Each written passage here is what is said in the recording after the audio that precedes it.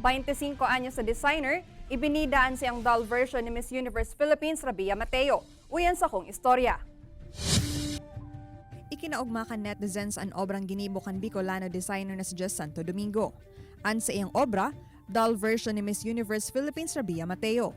An 25 anyos sa si Jess tubong balatan Camarines Sur, alagad nagtitinir sa presente sa probinsya ng Laguna.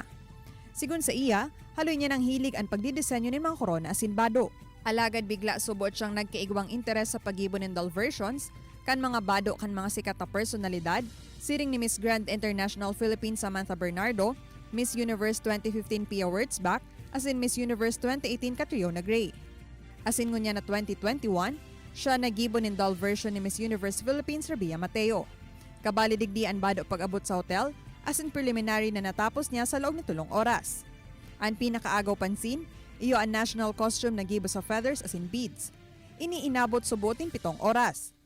Nung tataon na akong chance makauli si Rabia, pasalamat lang ako for representing well our country and for showing the bravery that she had. Como sarong pageantero, inisubuot ang siyang paagi para ipahiling ang siyang suporta sa Morena Beauty na nagrepresentar sa Pilipinas sa Miss Universe 2021. Sa ibong kanegatibong epekto kan pandemya sa industriya ng pagdedesenyo, mas nagkaoras subot siyang ma-practice ang sa iyang hilig. Trial and error lang. Isip ko mas limited lang ang mga sources naman yan sa pandemic. Pero mahirap man ang Diyos, kaya taman mag-back dawaan. Kay Banan si Gerald Gandia, Rain Palino, Balitang Bicolandia.